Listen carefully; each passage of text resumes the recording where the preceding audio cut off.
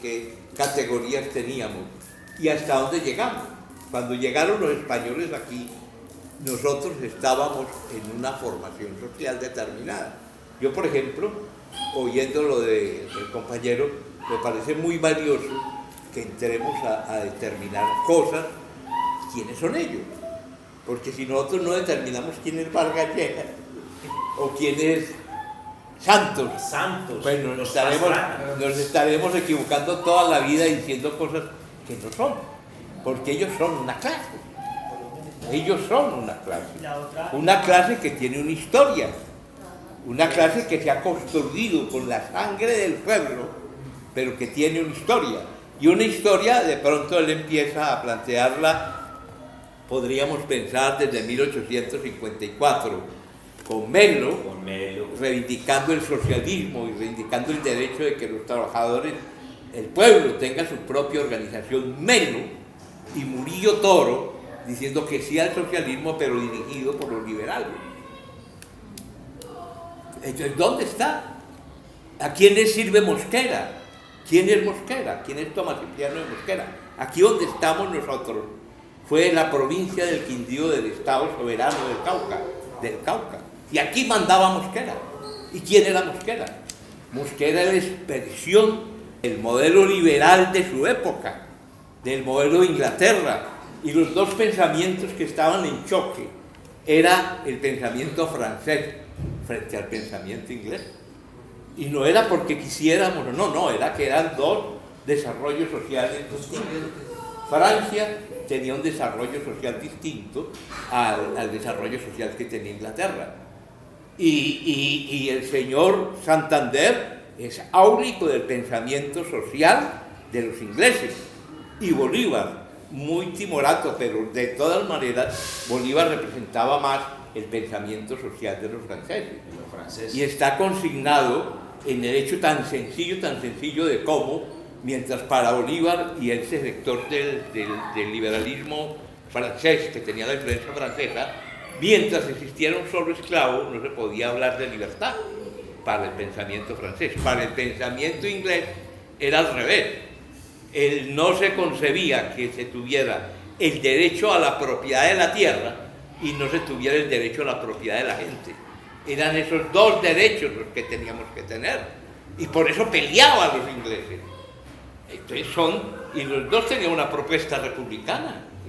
Entonces eso no lo podemos. Y las guerras civiles que se vinieron después de eso, la no construcción de nación que tenemos nosotros, el desarrollo de lo que hemos vivido es precisamente porque nunca fue posible que confrontaran esas dos relaciones y que formaron. Ustedes hablaron ahorita de la guerra de los 1000 días. La guerra de los 10.000 días se construyó desde ahí. Siempre ha existido en Colombia una burguesía comercial agroexportadora. Y esa burguesía comercial agroexportadora siempre ha impedido el desarrollo de la burguesía manufacturera y mucho más de la burguesía industrial. No lo permite, porque ha sido una burguesía lacaya. Lacaya primero con los ingleses, después con los norteamericanos y ahora con el nuevo modelo. Entonces, cuando nosotros nos enfrentamos a lo que estamos viviendo, tenemos que partir de que nosotros hacemos parte de una formación social. Las formaciones sociales no se originan por el Espíritu Santo ni nada, ¿no? Está marcada dentro de algo que nos quitaron, y nos los quitaron precisamente para que no utilizáramos las herramientas que tenemos para identificar quiénes son los amigos, quiénes los enemigos y quiénes realmente los que pueden ser en un momento neutralizables, o por lo menos esa herramienta que tenemos, una herramienta teórica, esa nos la quitaron, nos la diluyeron. Y entonces desde ahí, desde la confrontación entre Melo y Murillo Toro, desde esa confrontación de dos de Chaparral, un indio chaparraluno que era Melo y Murillo Toro que era uno de los señores hacendados de Chaparral, desde ahí se construye el pensamiento. Ustedes hablaron de Rafael Uribe Uribe, y Rafael Uribe Uribe fue un líder del pensamiento liberal, libre pensador. Hubo un movimiento en la América, yo tengo los textos más importantes de ese movimiento, donde hoy en día algunos de esas proclamas, si las publicamos, nos meten a la cárcel. En Río de Janeiro, en 1906, el pensamiento de los libres pensadores liberales era avanzadísimo, pero ¿en qué consistía eso? Consistía en plantear de que esas burguesías liberales debían ser las orientadoras del socialismo. Y Uribe decía, el liberalismo se socializa o se suicida. Rafael Uribe. Y ese era el pensamiento de él. ¿Por qué? Porque era el mismo pensamiento de un sector del liberalismo orientando a los trabajadores y al pueblo, no permitiendo que la organización del pueblo y la organización de los trabajadores sean del pueblo y de los trabajadores, sino asignándole eso a esa burguesía comercial agroexportadora. Tuvimos la República Liberal. Si ustedes se leen la crisis de la República Liberal del papá de Renán Vega, ustedes van a entender lo que estoy hablando. Tuvimos la República y esa República empezó a construirse con el tabaco y empezamos a exportar tabaco a Inglaterra y fuimos yendo. Y un día cualquiera esa burguesía determinó contrabandear el tabaco y empezó a contrabandear tabaco. Hizo la crisis de la República Liberal. Y entonces se creó la relación económica entre Inglaterra, los contrabandistas de Inglaterra y los contrabandistas de aquí de Colombia. Y fue la crisis de la República Liberal. Después de eso, y ustedes algunos han oído hablar de eso, que es el contrabando del café. Toda esta zona, esa misma burguesía cogió el café y lo utilizó como mecanismo de poder. Y entonces el café tenía un pacto mundial y era tanta el poder de la burguesía comercial agroexportadora y contrabandista de café que la American Coffee, Amelia aquí en Armenia, ustedes ven ahí todavía están las instalaciones de la American Coffee. La American Coffee fue siendo en un momento determinado mucho más fuerte que los estados que producían café. Entonces rompieron el pacto cafetero. ¿Para qué? Si el café se compraba de contrabando en otras condiciones. Y fue esa burguesía comercial agroexportadora del tabaco la misma del café. Y rompieron el pacto cafetero y se acabó la economía cafetera y nosotros aquí vivimos eso. Y es esa misma burguesía. Cuando empieza la crisis de esa burguesía desde el punto de vista de la agroexportación de café, aparece la cocaína. Y nosotros vemos como que si la cocaína no tuviera nada que ver con hombre, es el primer negocio en el mundo. Yo los invito a algunos a que se lean Sturin, fue un tipo muy maluco porque fue de la KGB soviética, pero ha sido muy juicioso al estudiar lo que estamos hablando. Y él dice la droga es el principal aporte para el manejo del comercio de armas, para el manejo de la trata de seres humanos, para el manejo de capitales como lo que llamamos nosotros los gota, los que están exportando en este momento Colombia, exportando capitales para todas las capitales de América. Los jóvenes nuestros, no sé si aquí, pero los jóvenes de Pereira se van de cobradores a Montevideo, a Asunción, a Santiago, se van todos y están cobrando y los están matando. Porque ¿qué pasa? En un primer momento los dejan 2 o 3 negocios que hagan y después los matan para no tener testimonio. Los pitufos que dan la sensación del ingreso en el caso de Pereira, no estoy hablando, los pitufos son los que les envían la plata pues, de afuera, son pelados que cobran por sacar plata, pues, por sacar la plata que le mandan a estos señores. Los pitufos también duran 3 o 4 cobros y después los matan, los jóvenes. ¿Y por qué los hijos de la burguesía, hermano, no son los pitufos, son los cobradores? ¿Por qué son los hijos del pueblo los que estamos entregando todo? Yo le iba a preguntar porque nosotros empezamos a ver esa historia desde 1800 para acá. pero la violencia no, es que lo que yo te estoy diciendo yo es que no podemos separar el concepto de clase. Claro. Las clases sociales existen y cada clase social tiene una historia, y es una historia de reivindicación y valiosa, o es una historia de crimen. Es que en la clase nuestra, esa burguesía comercial agroexportadora, está teñida de toda la sangre del pueblo. Ellos fueron los que empezaron desde la explotación de recursos para exportarlos, pero marginaron los pueblos nativos. No, por eso, porque es que ellos necesitan dos cosas. La primera es el carácter extractivo, ¿no es cierto? Sí. Porque fundamentalmente ese cuento de que ahora estamos en el periodo extractivo, eso es un puro cuento, pues.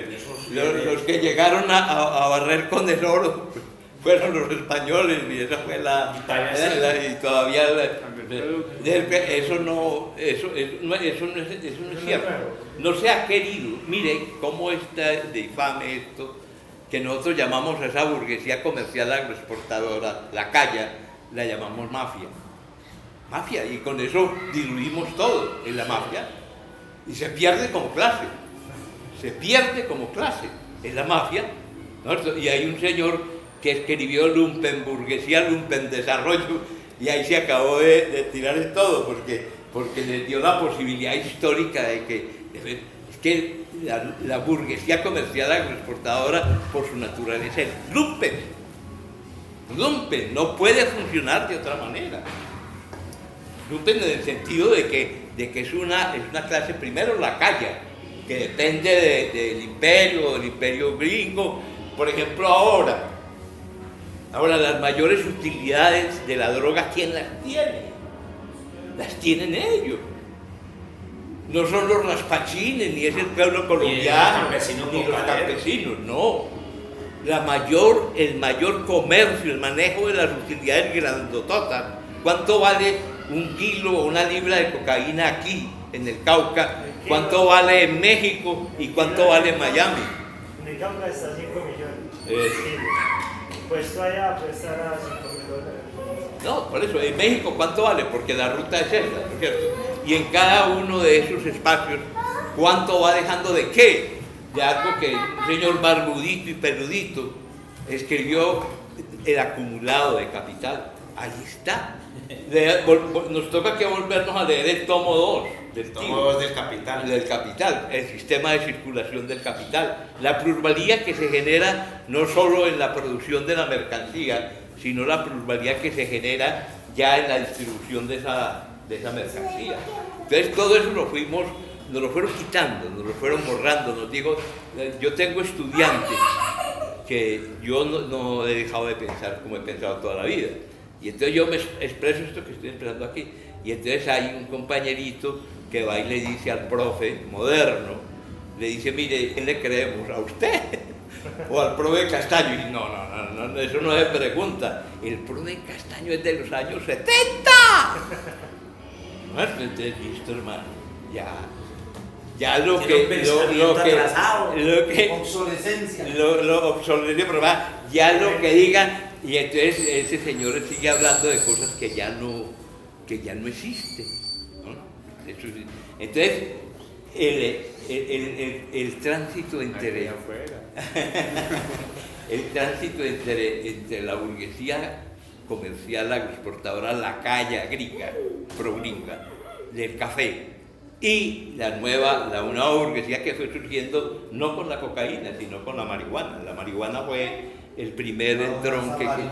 Sí, la bonanza maligna. Ese fue el primer entronque, y después todo lo demás. Y ustedes por eso no pueden sacar a Uribe de ahí. A Uribe, el papá de Uribe se inventó el envío de cocaína en la cosa más que a uno le parecía horrorosa. Como que estamos exportando sillas de cuero para México. Y el papá de Uribe era uno de los exportadores de sillas de cuero para México.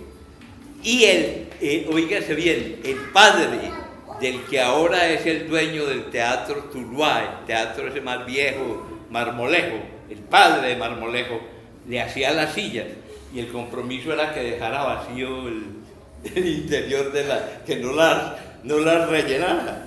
Que ellos le encargaban. Ella hacía el relleno. ¿Eso fue cuando Uribe estuvo en la aeronáutica civil o mucho No, antes. Eso era cuando él venía aquí con Leder, porque Leder, ahí tenemos nosotros el lujo de ser uno de los artífices ideológicos de esa burguesía comercial agroexportadora. Tan cerca del fascismo que él tuvo un periódico que se llamaba Quindío Libre. Ese era de Carlos Leder Rivas. Y iba a montar, con ese periódico, iba a montar un movimiento fascista. Un movimiento fascista que no se había podido montar en Colombia. El movimiento latino nacional. Latino nacional. Y que ahora se va a montar. Tengan la absoluta certeza que ahora están creadas las condiciones para no, sí, ya están en eso. Entonces, ¿quién es? La burguesía comercial agroexportadora a la calle. ¿Desde cuándo? Pues desde el tabaco, compañerito. Y son los mismos. Para ustedes son nuevos dentro de esto, pues, pero para mí son los mismos.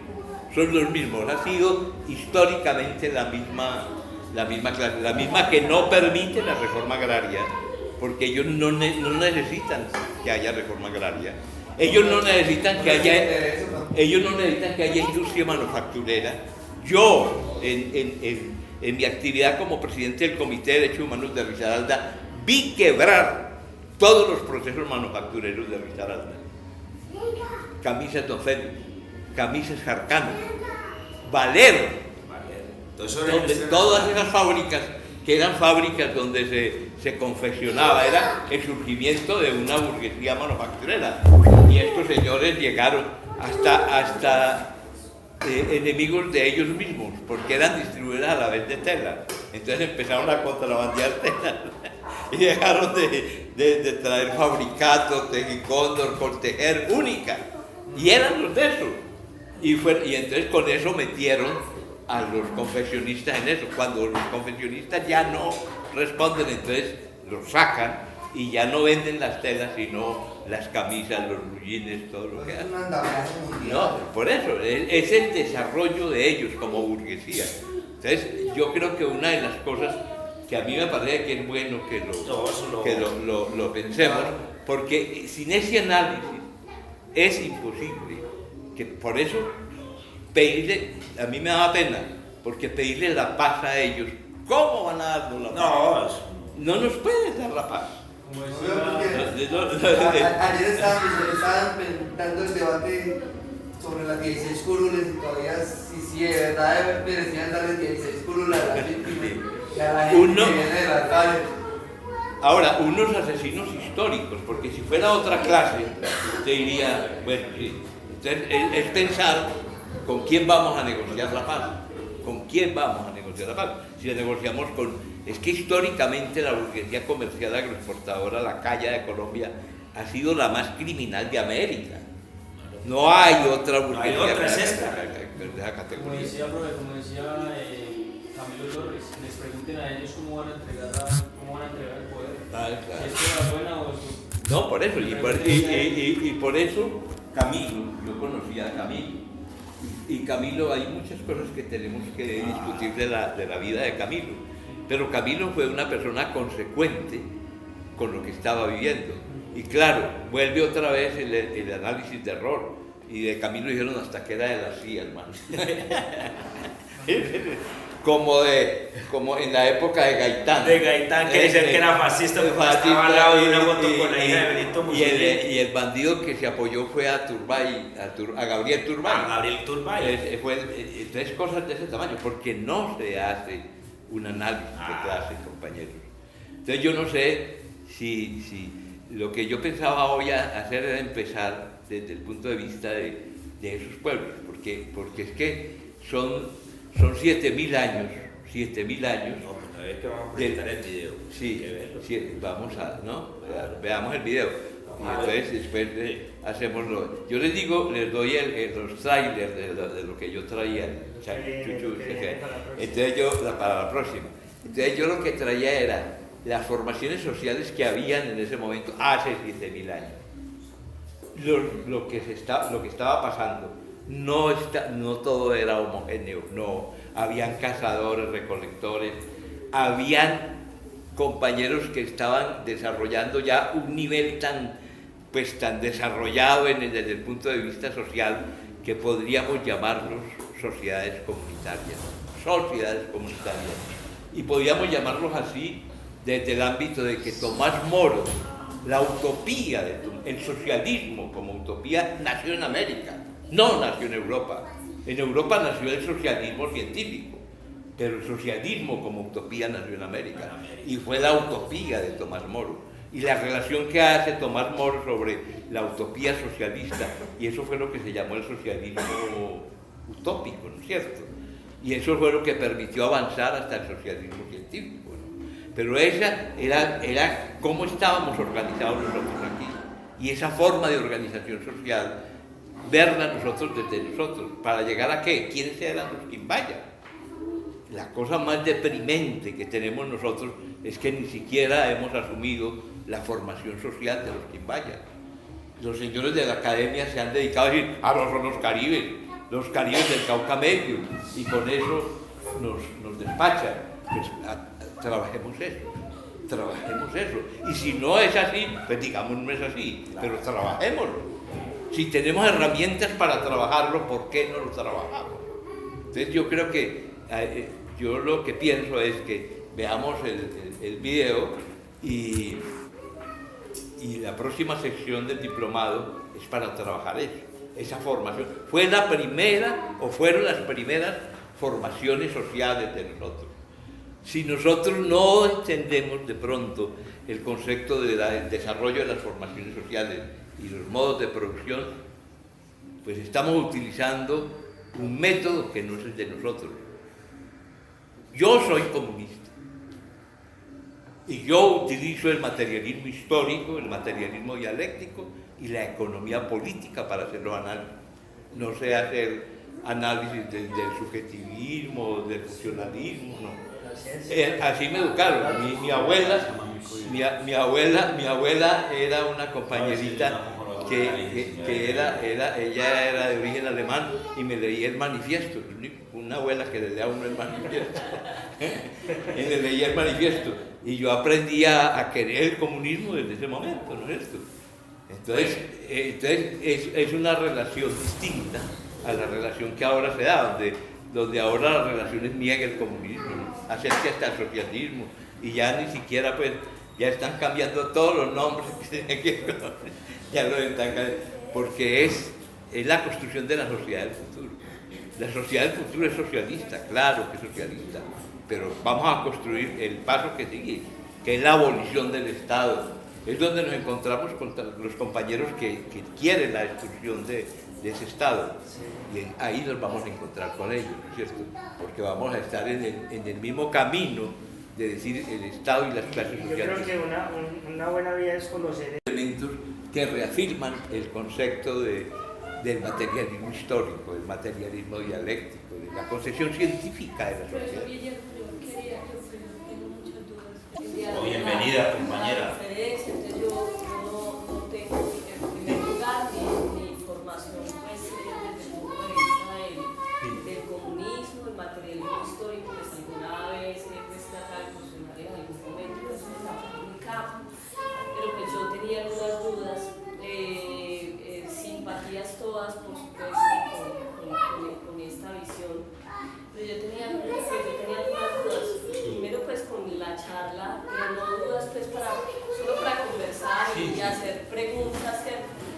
La primera es que cuando John Jairo señalaba ahorita, nos hacía pues una presentación ubicándonos un poquito como para entender el asunto de la violencia, pues, y veía como el tema de las contradicciones, ahora que usted habla de la noción dialéctica, ahora que decía, bueno, esto es contradictorio, porque es cierto, y cómo todo este movimiento en una época se alza, sobre todo un movimiento de criollos, y la pregunta que usted hace, ¿quiénes son los criollos? ¿Sí? Y los criollos son toda esta conciencia de la ilustración y toda la conciencia porque ellos realmente tenían formación en Europa y es una conciencia que tienen que ver con el levantamiento europeo, sobre todo con la Revolución Francesa y todo. Pero los franceses. Y la Revolución Industrial, los ingleses.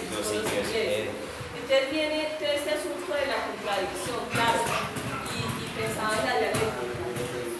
Y es que justamente cuando piensa uno en la conciencia, ¿no? Y en este asunto,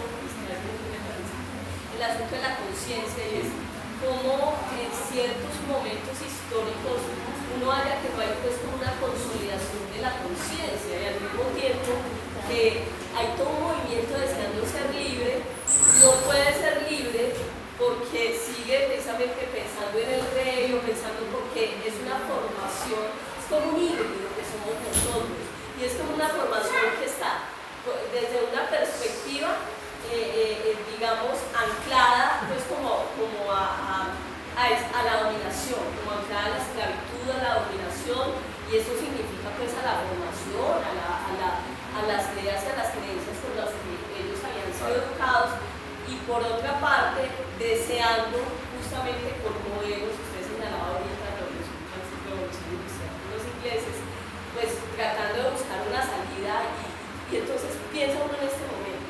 Usted señalaba ahorita, usted decía, yo soy comunista y yo soy un profesor, pues porque a nosotros nos pasa, ¿no? Entonces, sobre todo pues mi formación es filosófica, entonces a nosotros nos pasa que dentro de nuestros planes de estudio lo que nosotros vemos es historia europea, toda la historia europea que usted quiera. Entonces resulta que uno ve historia universal, y entonces la historia universal es la historia de Europa. Sí, es la historia de Europa. Usted ve, y entonces cuando, por ejemplo, se plantea algún tipo de reforma curricular para un momento como el actual, que es histórico en Colombia, así la paz se haya ido, pero es un momento histórico, es un momento importantísimo en Colombia. Y empiezan por las universidades, no, es que se tiene que proponer otro tipo de historia, o se tiene que proponer, y ahí viene el asunto de la conciencia. El asunto de la conciencia son toda esa serie de tensiones, quienes insisten que los currículos deberían continuar, porque el pensamiento nos viene prestado de Europa, de Occidente, porque el concepto de razón es un concepto europeo, el concepto de libertad, de derechos humanos, etcétera, todo esto es europeo. Entonces, me hacía pensar, para conversar, que es una tensión muy fuerte, y es una tensión muy fuerte también por la formación que uno tiene, y por la concepción que uno tiene desde, digamos, como visitante, ¿no? Como desde afuera, esa concepción que uno tiene del comunismo. Y si realmente desde una perspectiva comunista usted habla del manifiesto marxista, y usted está hablando del manifiesto marxista, claro. Y Marx es europeo, sí, claro. Y Marx es europeo, y Marx está en un contexto, y Marx tiene que ir pues todo el momento de la revolución industrial, y Marx está pensando, pero Marx es un visionario. Entonces ahí es donde uno piensa, sí, es un visionario y está pensando unos conceptos que al fin y al cabo no forman parte solamente de su contexto, sino que hoy usted decía, yo puedo leer, ¿cierto?, con esta noción de dialéctica, y yo puedo leer con el asunto de la economía, o digamos el materialismo histórico. Entonces yo puedo leer esta realidad que no era la realidad marxista, que tenía sus particularidades, etc. Pero yo puedo leer esta realidad, ¿sí? Entonces, pues, sí, varias cosas. La primera es que, claro, nosotros tenemos prestado mucho de pensamiento, muchísimo. Pero también no podemos negar que, eso hace 3 años nos reunimos en Cochabamba, en Bolivia, y era la discusión entre el summa causal, el pensamiento de ahora de Bolivia y de Ecuador y todos los pueblos, y el marxismo. Entonces era que hay de cercanía, ¿no es cierto? Entonces lo primero que encontramos es, por ejemplo, ahora, el discurso de la autoridad. El discurso de la autoridad es aceptado por un sector muy grande del pensamiento filosófico cristiano. Bueno, en nosotros la otredad era lo común. Era lo común. Nosotros no teníamos razón de ser sin el otro. Esa es la primera cosa. Los mayas, yo finalizo porque como tengo un poco de años, entonces se me olvida. Los mayas, cuando los centales mayas en Chiapas, cuando los saludan a uno le dicen, yo soy usted. Y el otro le contesta, y yo soy usted. ¿Qué mejor ejemplo de otredad? ¿No es cierto? Es el mejor ejemplo de otredad. Y usted se remite a esa formación que para los ingleses cachacos era el imperio socialista de los incas. El imperio socialista de los incas. Pero para nosotros era la formación comunitaria del incanato, que es algo que no tenemos. ¿Sí? Un señor Tobar llegó hasta plantear el cacicalco de segundo orden, hasta ahí llegó a plantearlo, pero él no avisoró que nosotros hubiéramos tenido una sociedad comunitaria aquí. Es decir, que nosotros hubiéramos tenido parte del pensamiento del incanato, porque nos lo quitaron. Usted no ve, y yo lo digo permanentemente, usted no ve cuando muestran los quimbayas, no le muestran a usted la orfebrería quimbaya y la simbología de esta orfebrería, no se la muestran. A usted le muestran los compañeritos así, en terracota así, los caciques sentaditos en el tubo así, ¿no es cierto? Y esos son los quimbayas, pero no le cuentan a usted la historia de la simbología y el pensamiento quimbaya, no se lo cuentan. Y por eso yo le peleo a la academia a mañana y tarde, porque me parece que es lo más infame, porque ellos sí no pueden saber, ellos no pueden negar que saben eso. Nosotros no tenemos por qué saberlo, pero ellos, los académicos y los encargados de ese oficio, los que llegaron ahora a una tumba viking, la más hermosa de las tumbas que nosotros habíamos encontrado, y la militarizaron, llevaron SMAT, llegaron al ejército, llevaron a montar una berraca torre eléctrica encima y arrancaron la tumba y se la llevaron para un acuario de Santa Rosa de Caballo. Eso que tiene el Instituto Colombiano de Antropología. No era nadie más ni nada menos que... Entonces el ejercicio, yo diría que el ejercicio que tenemos que hacer ahora es pensar que nosotros pensábamos. Es un poco como el ejercicio del campesino que está en la Escuela Campesina de Agroecología y le dice, ¿y a usted para qué le sirve la Escuela Campesina de Agroecología? Pues para saber qué sabía. Para saber qué sabíamos y qué sabemos. Para eso es. Entonces, este ejercicio, yo creo que una de las cosas que tenemos que llegar a hacer es encontrarnos en el pensamiento. Son 7.000 años. La otra cultura, la griega, la romana, todas esas culturas son muy importantes, pero son culturas de 4.000, de 5.000 años grandes. ¿No es cierto? Pues para ponernos en ese plan maluquísimo, pero pongámonos pues en ese plan, ¿no es cierto? Porque nosotros manejábamos hasta ahora, y no nos han dicho que no, manejábamos elementos de la geometría del espacio que no manejaban los españoles. Porque nosotros leíamos desde el punto de vista del tacto, no leíamos mirando, que nos lo hacían los españoles. Entonces, lo de la tetraléctica. La tetraléctica es la concepción de los 4 momentos de la dialéctica, que es la dinámica de la dialéctica. No es el blanco y el negro, sino el blanco transformándose a negro y el negro transformándose a blanco, y hay un gris blancuzco y hay un negro blanco. Son 4 momentos. El gris negruzco y un blanco. Nosotros no lo concebimos porque nosotros nos quedamos son un poco de cosas que ahora la nueva filosofía y el nuevo pensamiento está interiorizando, está diciendo ese. Hay textos sobre la otredad en América Latina. Textos, no es que nos lo estemos inventando nosotros, ¿no? Yo tengo por lo menos 3 o 4 textos sobre la otredad. Y resulta que los antepasados de nosotros manejaban la otredad como lo cotidiano. Los que hacían el güey solo bien se lame era Occidente. Nosotros ni siquiera teníamos güeyes. Entonces no teníamos esa crisis. Entonces yo creo que esa idea de batir del yo en otro yo es, digamos, desde el punto de vista del discurso, aquí se pone a mirar y es muy válido, o sea, que hay muchos de los discursos son colectivos, son creaciones colectivas, son construcciones de personas y eso. no, y Freud hubiera sido feliz. Aquí, en América de Uf, Y el mismo Marx, se habían economizado. o Jung, Para retomar eso, para quedar que cogí por el camino. La lluvia me hizo coger por otro camino. Pero en Cochabamba, digamos, ¿quién fue Marx? ¿Quién fue Engels? Un par de señores que desafiaron ese pensamiento. Hicieron una propuesta de un pensamiento. No vamos a decir que es del pensamiento de nosotros, de los pueblos americanos, no vamos a decir eso.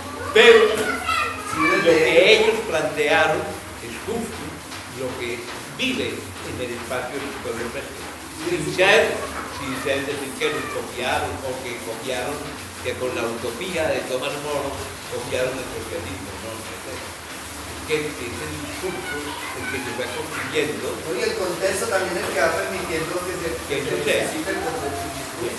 Pero entonces y nos fascina que usted vaya, que no es cierto, que esté diplomado. Ella estaba invitada, pero Eso es un poquito lo que yo pensaba que habláramos, pero no tiene que ser